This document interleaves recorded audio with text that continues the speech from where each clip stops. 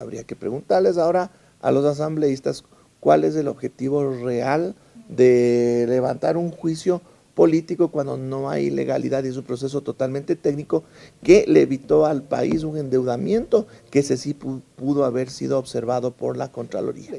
No les gusta el manejo económico que está en el que está a la cabeza este ministro de Economía, quizás con esperanza de cambiar de ministro de Economía y redireccionar el manejo económico hacia otros objetivos que no son los objetivos nacionales. Vean quiénes son los que están proponiendo el juicio político.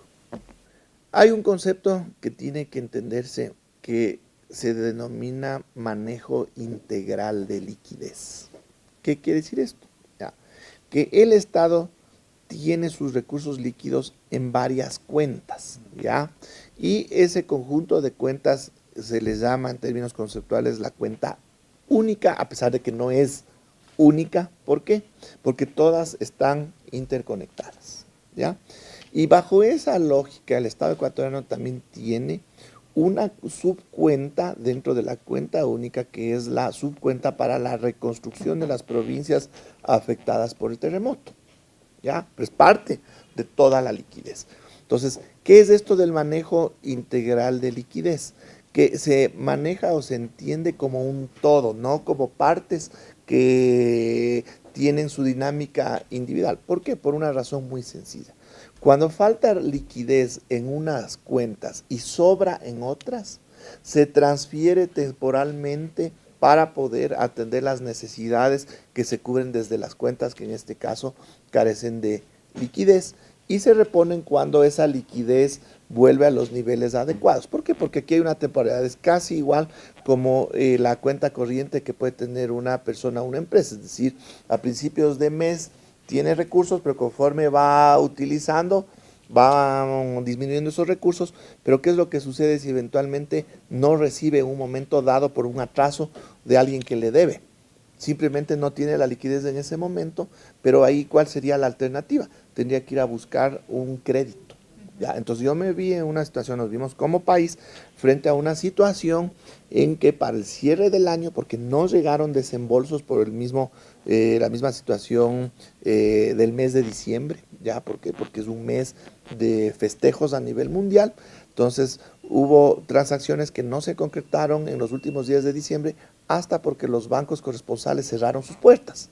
Entonces no llegó esos recursos, sabíamos que esos recursos llegarían los primeros días de enero, pero nosotros teníamos ahí un problema de liquidez en la cuenta única, mientras en esta subcuenta teníamos más de 300 millones ahí que no iban a ser ocupados en el corto plazo. Alternativa 1, buscar un financiamiento que se hubiera demorado en esas fechas con los costos financieros. Estamos hablando a un equivalente de los bonos que colocamos, es decir, a una tasa del 7%, a un plazo mínimo de 3 años que podríamos estar obteniendo los recursos. Yo le acabé de ahorrar al país 25 millones de dólares por no tener que contratar un crédito. Se ocuparon esos recursos para atender las necesidades desde la caja fiscal, se pudieron pagar sueldos y salarios del sector público, de los GATS, de la misma asamblea, ¿ya?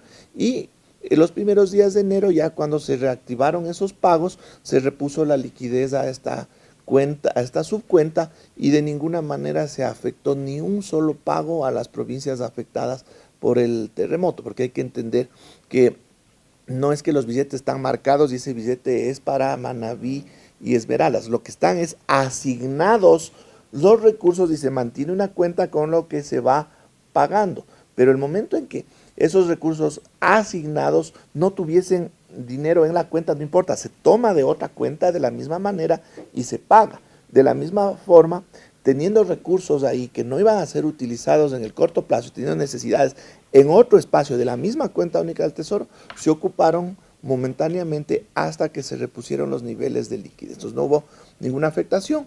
Este tipo de operaciones están primeramente recogidas en los manuales internacionales del propio Fondo Monetario Internacional. Luego en nuestra legislación está recogido en el Código Orgánico de Planificación y Finanzas Públicas, y también en una resolución entre el Ministerio de Finanzas de esa época y el Banco Central del Ecuador. Así que es totalmente legal y está amparado en una ley orgánica. Así que no hay ninguna situación de ilegalidad.